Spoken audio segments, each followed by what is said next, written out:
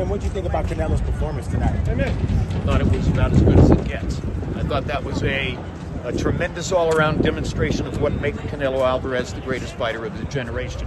From the fabulous chin, to the very effective defense, to mixing power punches together in the middle rounds, to landing one of the best right hands he's ever thrown to knock Charlo down, and using a series of left hooks to widen the margin down the stretch of the fight. It was vintage Canelo. It's about as good as it gets. Why did Man, you I missed think that it was a voice one-sided fight?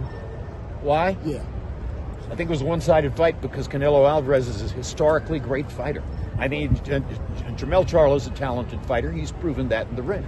But once in every generation, maybe twice in every generation, you get somebody who is up here, better than all the rest. That's who Canelo Alvarez is. Jim, which is the better matchup or more competitive matchup for Canelo, Crawford or David Benavidez?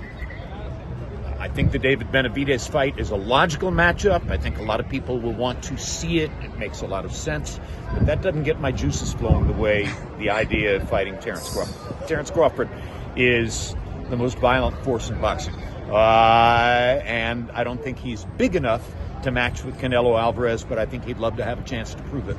And speaking of the most violent force in boxing, Terence Bud Crawford, I got a chance to meet with Bud Crawford before the bout started today. I asked him straight out, are you looking to fight the winner? He looked at me with a stern face and said, definitely I'm looking to fight the winner. So it looks like he wants to be the next guy to ride the Canelo Alvarez train. What do you think he has to do to get Terence ahead Crawford has gotten a lot of credit for what he's done, and he deserves it. The performance against Spence was spectacular. You know, I told everybody Terence Crawford's pound for pound number one. Most journalists and writers in the sport have ranked Terence Crawford pound for pound number one. 2 days ago, I said to Canelo Alvarez, how do you feel about not being pound for pound number one anymore?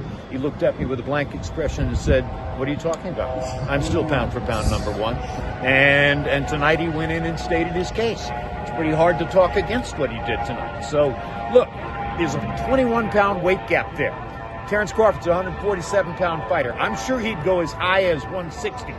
Can he get Canelo Alvarez to come down from 68 to 60 to fight him? I don't know.